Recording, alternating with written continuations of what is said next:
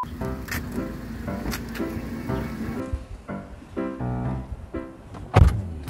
kumusta po mga ka-travelers? This is again John from Road Crew Travels, and in today's video, so napakahalaga ng topic na tatalakayin natin ngayon. And it's our first 1,000 PMS dito sa aming sasakyan na si Abby. Okay? So, tatalakayin natin to at alamin natin yung mga kahalagaan na bakit natin kailangan magkaroon ng check-up sa ating first 1,000 kilometers. So, yung tinatawag nga nila na PMS or yung Preventive Maintenance Schedule. But before anything else, so intro muna tayo. Okay? So, tara, let's!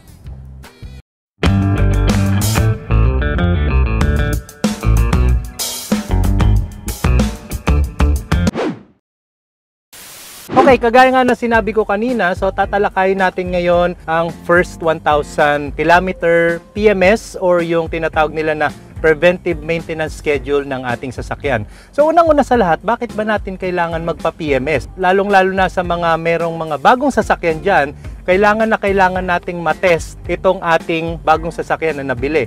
Siyempre, galing to sa kasa, dapat bilang owner, malaman din natin kung hanggang saan yung performance ng ating sasakyan. At dito na nga natin siya masusubok sa first 1,000 kilometer na pagpapatakbo natin. So sa part naman namin, una namin tong tinravel sa Tarlac. Siyempre, excited kami, no? At gusto nga naming patakbuhin to in the long range. So pumunta nga kami sa probinsya namin sa norte at umabot ng halos sa ilang kilometro din at ilang oras ang biyahe namin. So napansin namin, napaka-smooth naman ng driving experience namin dito kay Abby. Tawag namin dito si Abby, Avanza. Maganda naman yung kanyang shifting ng gear.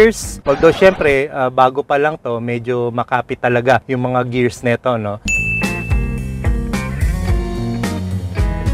At ang isa lang napansin ko is mataas yung pagkakasetup ng kanyang clutch. At isa pang napansin ko mga ka-travelers is matipid siya sa gas, ano po. Medyo malayo-layo rin naman ang biyahe namin from Manila to Tarlac. Almost 4 hours ang aming binyahe. Okay, so yun po mga ka-travelers. So, tinest drive namin tong aming sasakyan from Manila to Tarlac and back.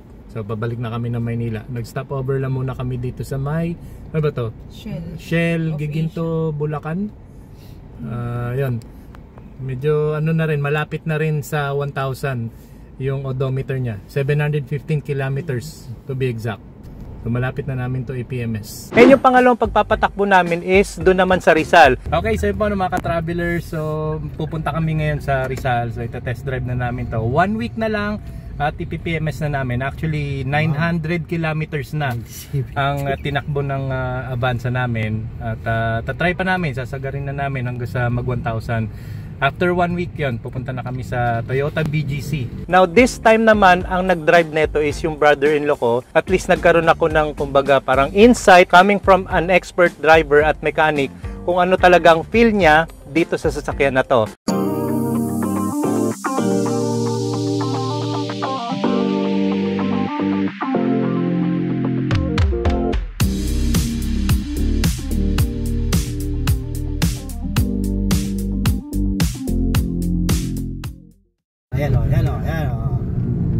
Parang bitukang manok sa Bicol. Andito kami ngayon sa Angono, Rizal.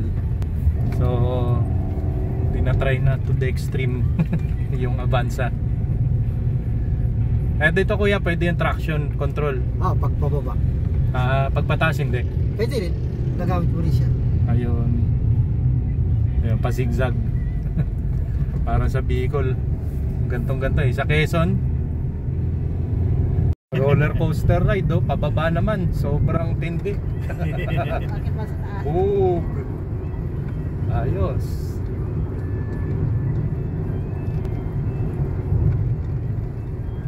A few moments later. Medyo mahina nga kapag pataas itong si Avanza. Ayun na kuya, ano masasabi mo? Mahina sa sakyatan. Mahina sa sakyatan yung ano. Ano ba lang to sa PMS? Oo. Na ano lang, parang mahina sa ano, akyat, mahina ang torque. Meanwhile, so yun po mga ka-traveler, so medyo nagkamali tayo ng daan. Nasubok ngayon sa matagtag na kalsada itong si Abby. Ayan okay pa rin. Lumalaban. Avanza si Abby. Si Abby, ayan si Avanza. So, lumalaban. At least kahit papaano, di ba, nasubok. Maganda pa rin. Okay pa rin yan. 1 hour later. Ayan, so naka 1,000 kilometers Sakto, na. Sakto. Dito sa May Rizal na test. So, hintayin na lang natin next week. Loobin at ipipms na. Ayun, so interview natin si Kuya. So, Kuya, kumusta naman driving nito ni Avanza? Ayos naman.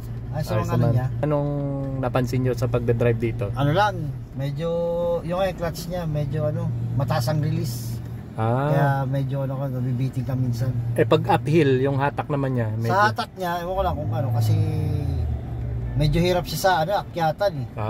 Ewan ko lang kasi bago pa? Bago pa eh. Kumbaga nangangapa pa. Siguro kayo na napansin ko, pag piniga, doon parang nagkaaroon siya ng persa. Hindi ko gana kasi pinipiga kanini. Pakyat. Kaya parang nabibitin siya. I see. Okay. And according to him, sabi niya, okay naman yung suspension, maganda rin yung driving experience. Kaya lang, katulad nung na-experience ko, is ganun din ang kanyang comment when it comes sa clutch. Ngayon mga ka-travelers, so papag-usapan na rin natin yung testing or yung tinatawag na break-in ng ating sasakyan.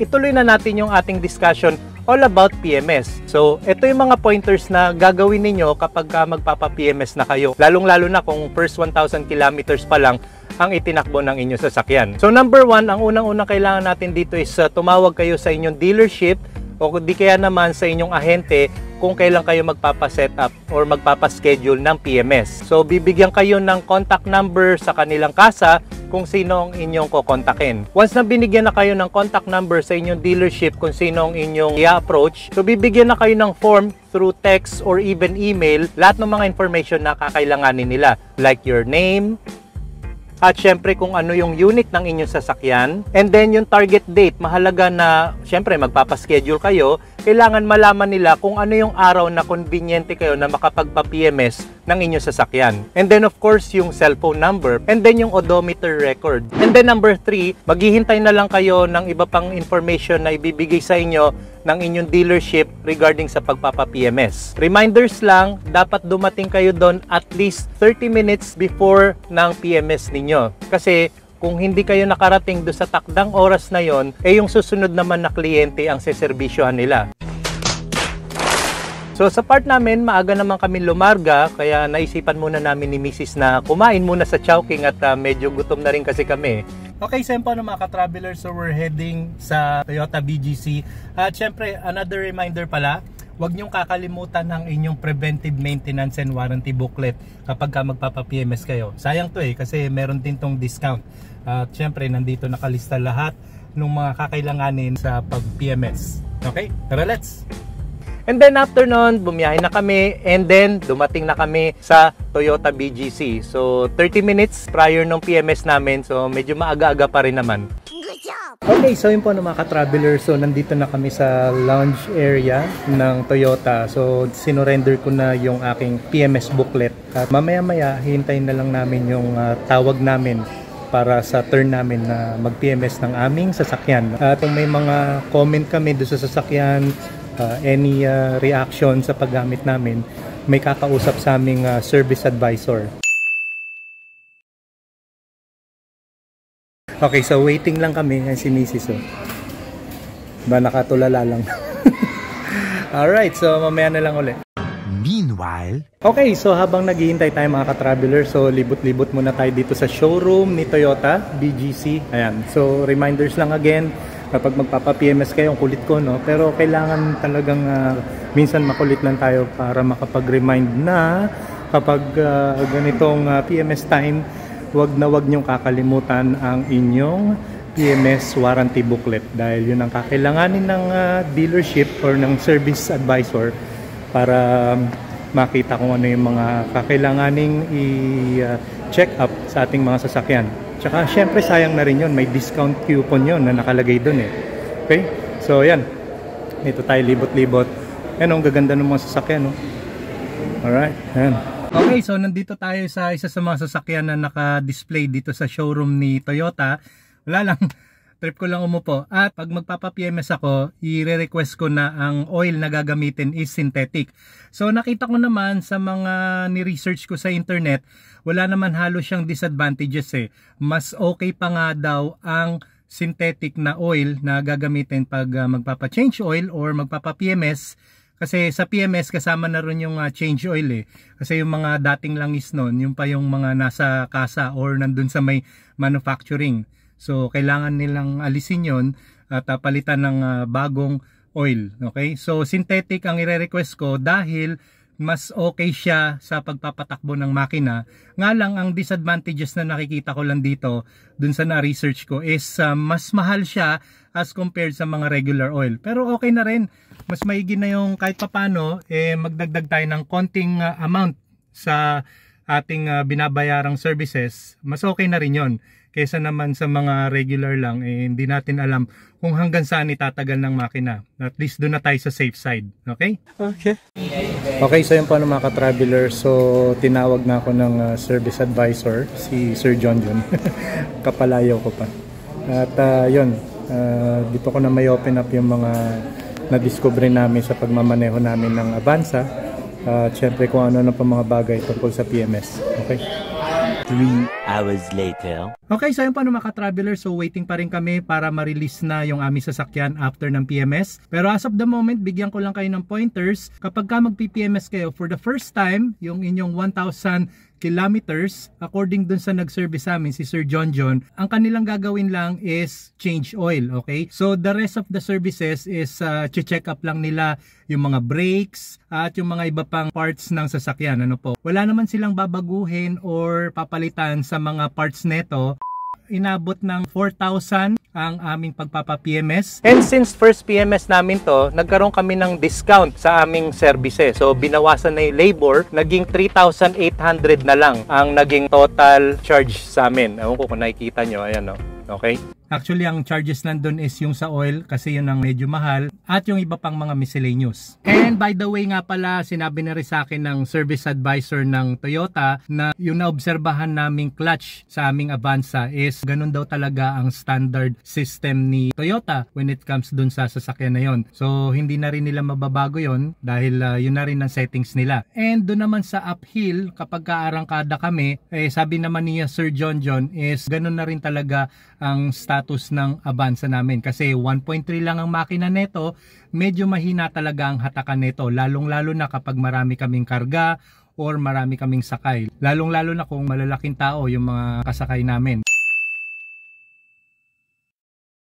So yun po mga ka-traveler, so tapos na kaming mag-PMS at ito, ramdam ko na yung performance ng synthetic oil kumpara nung una namin tong dinrive. Natural or regular oil lang ang nakalagay pala dito originally. Now since synthetic na yung pina-request ko after ng PMS, medyo smooth yung driving experience ko. Kapag nag-shift ako ng gear, hindi rinig yung iyak ng makina eh. Ano, smooth na smooth. Pagka naka third gear or fourth gear ako, okay na okay siya. So I highly recommend na kapag mag-PPMS kayo is synthetic ang gamitin yung oil. Full synthetic oil. Medyo mahal, pricey, pero okay naman in the long run. So yun, okay.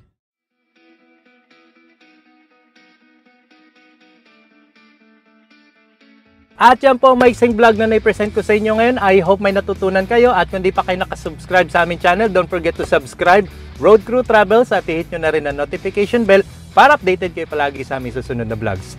So till next time mga ka-travelers, maraming salamat at God bless.